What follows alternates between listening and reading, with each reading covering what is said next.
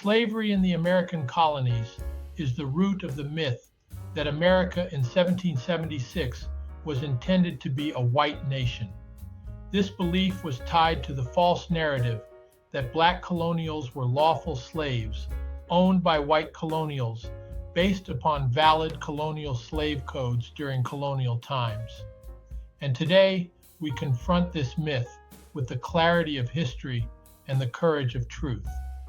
When we look back to the early days of this land, we see a story far different from the one white supremacy tells. Many of the early European settlers were of the peasant class, fleeing their own struggles in search of opportunity. Yet they were indoctrinated with an insidious sense of racial and cultural superiority, furthered and stoked by colonial government officials and the planter class to justify the subjugation of indigenous peoples and the exploitation of enslaved Africans. This sense of racial superiority did not arise naturally. It was embedded in extra-legal colonial slave laws, social structures, and cultural norms. It was manufactured by graft to sustain power for corrupt British colonial government officials and the planter class. Yet, let us remember this. When the first Africans arrived in Jamestown in 1619, they were not slaves. They were indentured servants, protected under English law. Colonial charters required officials to uphold the rule of English law, and English law, the Magna Carta of 1215, and the enduring principles of English common law, rejected the enslavement of human beings. Colonial officials, in concert with planters and merchants, willfully defied their colonial charters. They turned a blind eye to English law and enacted colonial slave codes and Negro laws, practices that were never sanctioned by England's legal framework. These acts were nothing less than racial tyranny, an exploitation of power to impose hereditary bondage on people of African descent.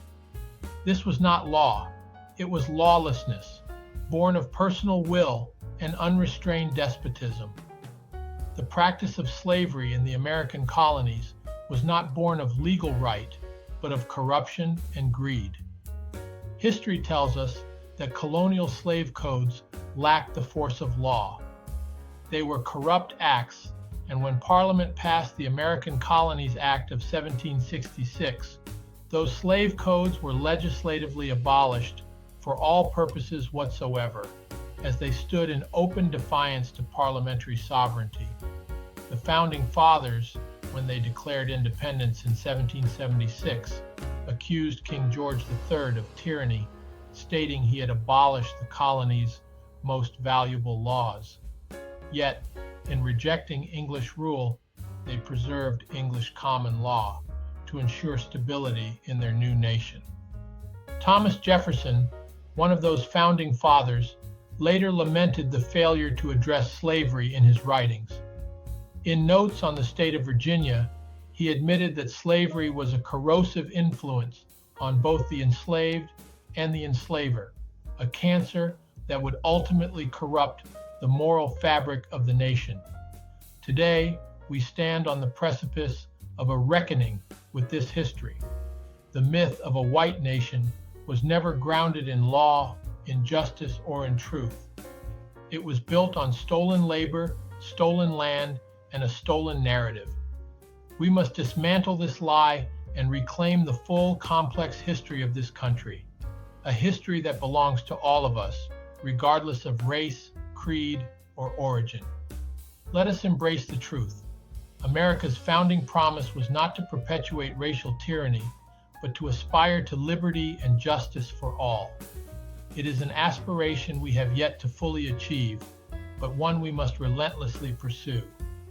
The power to transform the legacy of slavery lies not in denying our history, but in confronting it with honesty, humility, and the resolve to build a nation that lives up to its highest ideals. Please share and visit our website at Wells Center on American Exceptionalism and look for future videos.